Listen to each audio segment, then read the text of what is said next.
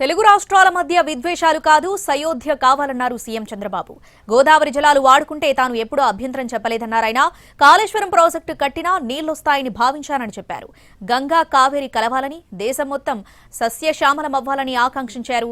2047 కల్లా తెలుగు జాతి ప్రపంచంలో శక్తివంతమైన జాతిగా తయారవ్వాలన్నారు సీఎం చంద్రబాబు. అందుకే మీరు చూసినప్పుడు నేను ఎప్పుడు కూడా గోదావరి నీళ్లు వాడుకుంటే ఎప్పుడు నేను అడ్డు చెప్పలేదు.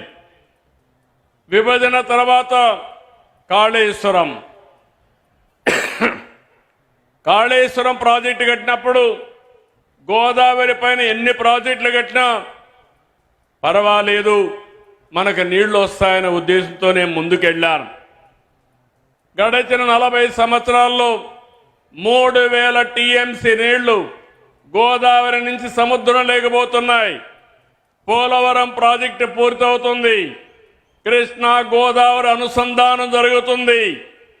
నా జీవితంలో ఒకటే కోరిక, ప్రపంచంలో తక్కువ నీటి వినియోగం చేసే దేశం భారతదేశం. ఎన్నో సంవత్సరాలుగా పోరాడుతున్నా, ఎన్నో సంవత్సరాలుగా ప్రయత్నం చేస్తున్నా, గంగా కావేరి కలవాలి, దేశంలో నీటి సమస్య పూర్తిగా పరిష్కారం కావాలనేది నా అభీష్టమని మరొక్కసారి మీ అందరికీ విజ్ఞప్తి చేస్తున్నాను.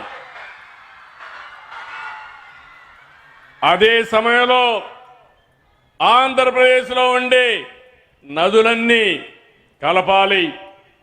తెలంగాణలో గోదావరి నీళ్లు కూడా వాడుకోవాల్సిన అవసరం ఉంటే వాడుకోవాలి.